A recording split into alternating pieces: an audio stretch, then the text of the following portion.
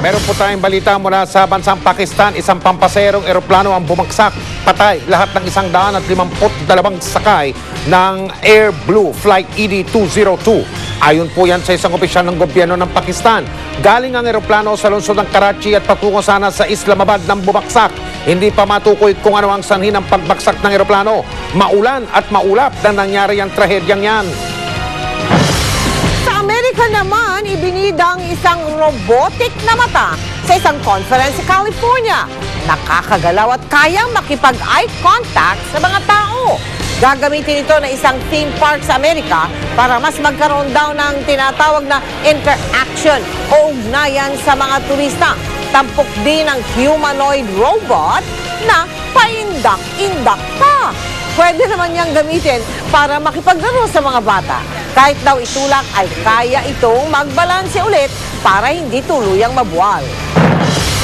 Sa isang pambihirang pagkakataon, nagsama sa isang entablado sina dating U.S. Secretary of State Condoleezza Rice at ang tinuguriang Queen of Soul, si Aretha Franklin. Nagpiano si Rice habang kinakanta ni Franklin ang ilan niyang mga hits, kabilang ang I Say a Little Prayer na sinulat ni Burt Bacharach at Hal David.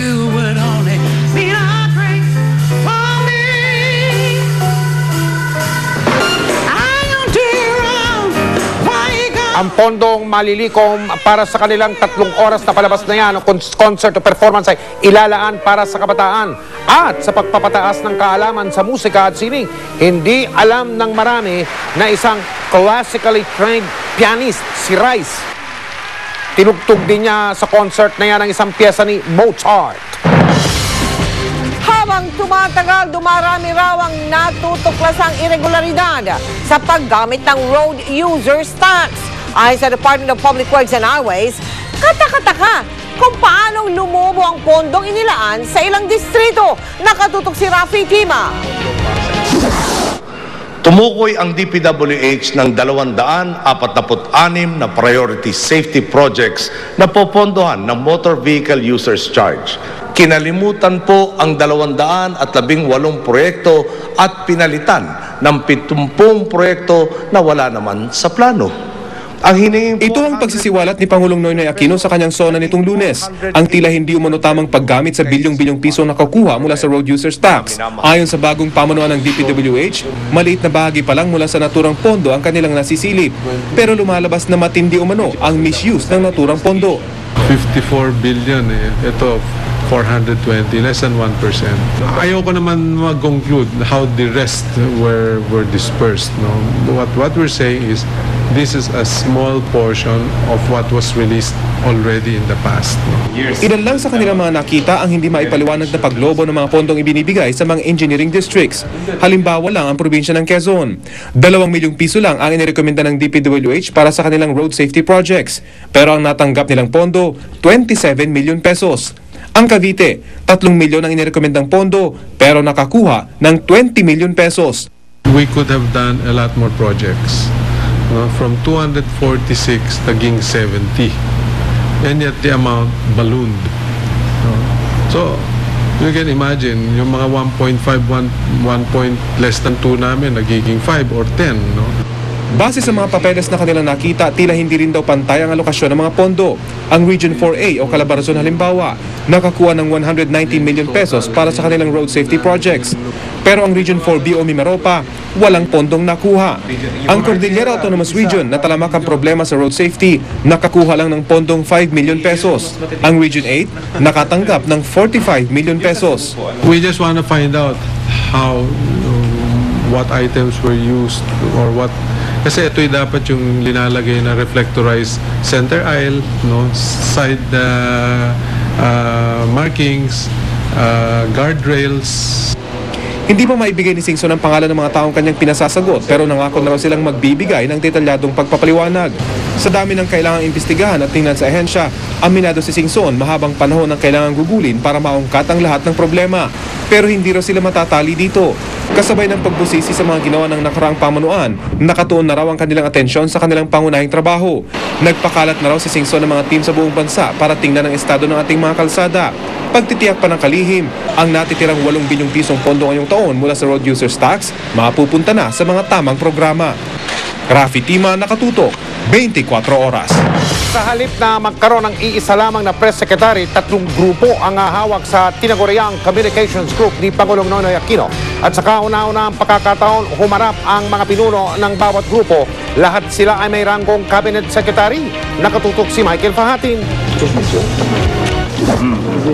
Secretary Sonny Coloma ang hawak ng Dissemination Group. Si Secretary Ricky Carandang naman ang mamamahala sa Messaging Group. Katuwang si Presidential Spokesperson Attorney Edwin Lacerda. Inilahad ni Secretary Coloma ang sistema kung paano patatakbuhin ang COM Group. Una ay ang feed-in o sourcing ng impormasyon at aktibidad ng Pangulo. Ikalawa ay ang feed-forward o pagkapalabas ng tamang impormasyon sa publiko. At ang ikatlo ay ang feedback na tutugon naman sa reaksyon at pangangailangan ng taong bayan. The President is our Chief Executive. He is also our Chief Communicator. As Chief Communicator, he has organized a support unit, which is the Communications Group, that will convey his vision to the Filipino people. Paggamit naman sa makabagong teknolohiya tulad sa internet, sa pagkalap at pagkapakalat ng impormasyon, ang pagtutuunan ni Carandang. Media today is very sophisticated. It's no longer the newspaper that you read in the morning, the radio program you listen to in the afternoon, or the TV news programs that you watch at night. There's the new media, the internet.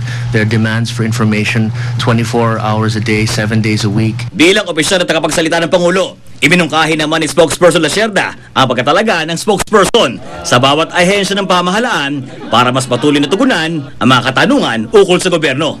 The President instructed all the cabinet secretaries to come up with a individual spokespersons for each department.